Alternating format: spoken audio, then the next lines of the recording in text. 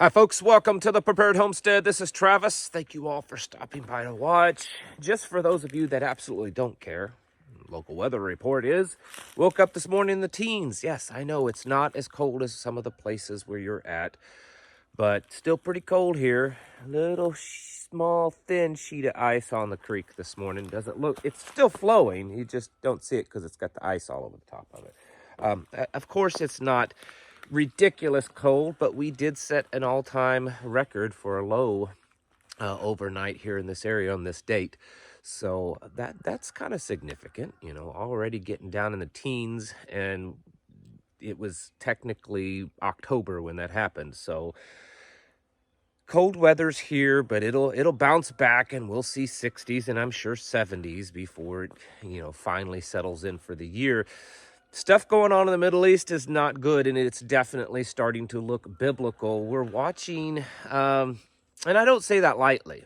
I know a lot of people use that phrase, biblical, but I mean it very seriously when you start to see that really, especially in the last 24 hours, we're watching multiple countries line up opposing Israel. Now, is it to the biblical level where the whole world is against Israel? No, not yet, but we are certainly seeing multiple countries speak out and actually take action against Israel.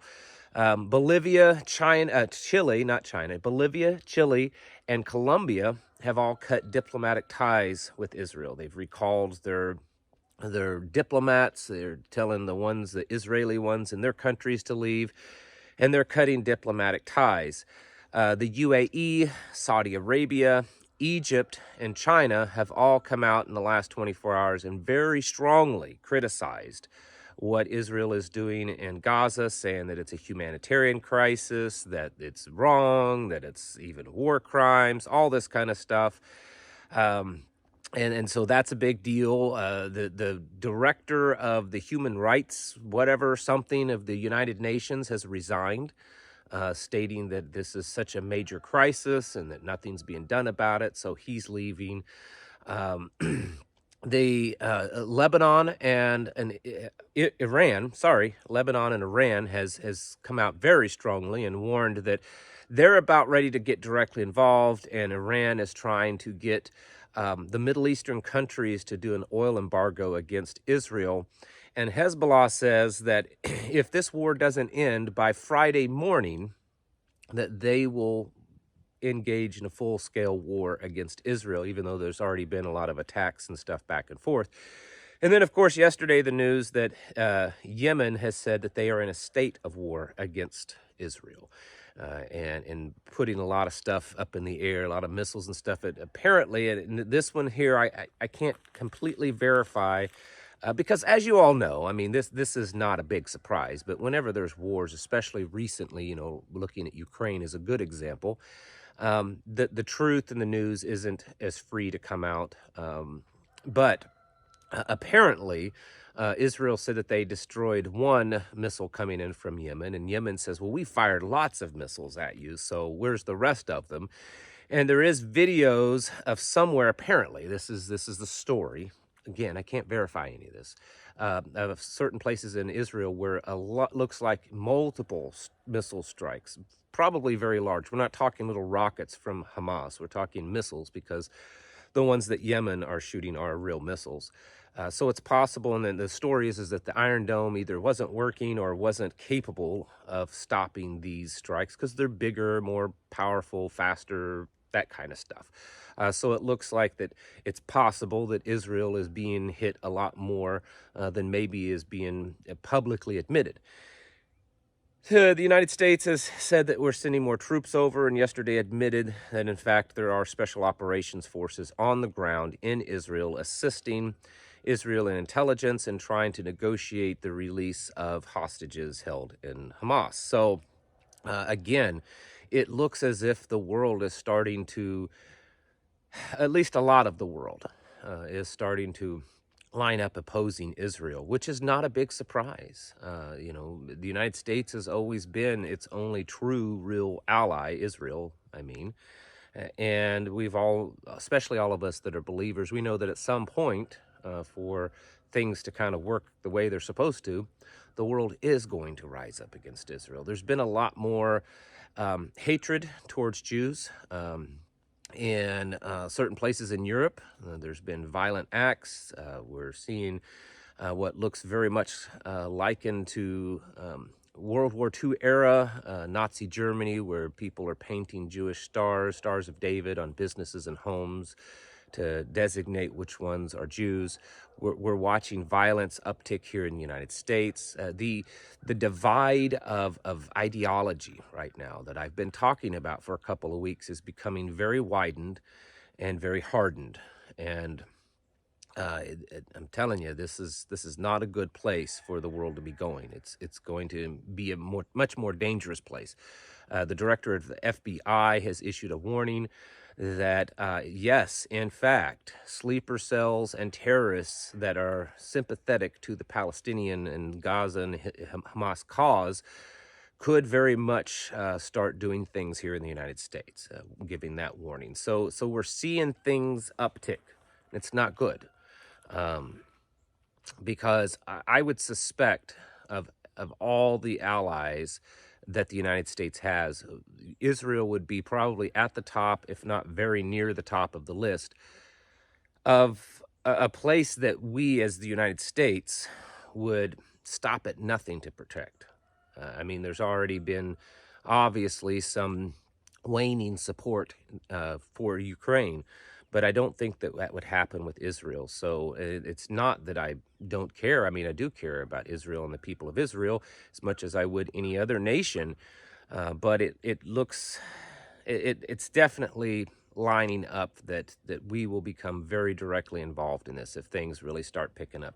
I received some information from a friend, and this is one of those friends that I do absolutely have to keep his identity private, and so that means I have to kind of step around, what the guy's done, because if the right people heard, they would probably be able to figure it out. But this is a friend that served in the military at some very high levels of intelligence and psyop and special operations kind of stuff. It's legitimate. You don't have to believe me. That's neither here nor there. I don't care. I know it's true. The people around me know that it's true. Know that his identity, and that people that know him know that this guy's done these things. He was talking to me, and it wasn't that he was giving me intel. It wasn't that he was, someone had called him, or anything like that. But it was based on his observations. And again, this is what this guy did, right? And he called me and he said, you need to get ready. The people need to get ready. He said, I just, from seeing everything that's happening, I think it's about to get really bad really soon. Now, how do you take that? Is he correct? I'd say he has a very good probability of being correct based on what we're watching happen. That doesn't mean it's correct, but I'd say that it's becoming a pretty high probability. I know in speaking to him in past things, whether it be Ukraine and Russia and China and now the Middle East, he's usually very accurate. His assumptions and his own personal analysis of situations are very solid. This guy was good at what he did. And so I personally have heeded that warning. I think he's correct. What's the timeline? Don't know. What is it that's going to happen? Have no idea. Again, this isn't necessarily based on intel he's received. It's based on his analysis of the situation. And I think you should kind of take it up and realize that things are on a knife's edge right now. I mean, just the slight miscalculation, mistake could cause things to go off. The possibility of some kind of false flag event that would give Iran the justification that it has to do something, or give the United States justification, or give Russia the justification, or China. China's been making a lot of serious moves and verbal threats against Taiwan just in the last couple of weeks since this has kicked up with Israel. China's getting really close and personal with Taiwan, and Taiwan is saying that they're getting ready also. Egypt, they're getting ready for something. They've put a lot of troops and tanks on their border. We're seeing this all over. We're seeing this all over. Like, it's like the whole world. You know, there was another report, I believe it was yesterday, that Kosovo and up in that area, that they believe that that's ready to pop off into a war. We're seeing this tension all over. The North Korea, Kim Jong-un, he was saying that he's ordered his country to do everything they can to fully support the Palestinians and to support Hamas, whether it be in intelligence or whatever. We're seeing the whole world rise up on one side or the other. We're seeing the tensions very possibly more on a knife's edge than we've ever seen. It's quite possible this is more than we've ever seen. And I assure you that Israel would garner the emotional reaction of the whole world much greater than Ukraine. You know, Ukraine, honestly, and I'm not putting any kind of Ukrainian people or their nation or anything down. Ukraine was really just a big money laundering place for the West. I mean, that's what it was. I mean, we all, most of you should know that. It was a place that corruption could run through. You know, the Democrats would send money to Ukraine knowing that they would get it back and all that kind of stuff. It's been documented for years. And so trying to think of how to put this, keeping the emotional dedication to that kind of cause is very different than a very religious cause. And that's really what this boils down to. I'm not calling for some kind of holy war or anything like that, but that is what's happening. This is developing into a religious holy war. We're watching, you know, Jews and Christians for the most part take one side, and Muslims and the far left and other groups take the other side. And I don't agree with that. I don't like that. And I know that that's generalizing. That's not specific. There's certainly Christians and Jews that are siding with the Palestinians. There's certainly Muslims that are siding with, you know, the West and Israel. So I know I'm being very general, but that is what's happening. And so because of that, it's going to garner much, much more emotional and mental fortitude to carry this out. The amount of things and the distance that each side will go to defend themselves and to prove their point is much, much greater, I would say, than just to try to hold on to a piece of land so that they can launder money or you know, create a little barrier between the West and Russia. I could be wrong on this, but I don't think that I am. And I think what that means is that the danger, the threat of this becoming much bigger, much more costly, and much more dangerous for everyone is a very real situation. On top of that, we have our own major problems here in the United States. It was just a video a couple of days ago, again, down at the border. I mean, you can find these almost daily. And it was a very long line of military-aged males, no women, no children, coming into the country. And someone was standing there with a camera as they came through, asking them where they were from and where they're going.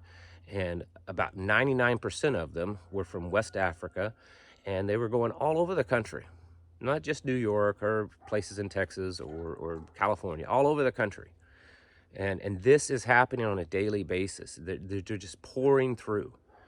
And there's no human being on this planet, there's no human being on this planet that's going to convince me that they're all just great people and that there's not anyone coming across the border by the hundreds of thousands a month that has any intention of doing anything bad. We know for a fact, our own government admits it. And if they admit it, it's probably worse. You know that. They already have admitted that they know that there's been a massive increase in Chinese nationals coming across. In fact, some that's believed to be here for, you know, nefarious purposes, specifically. All of this is a powder keg, folks.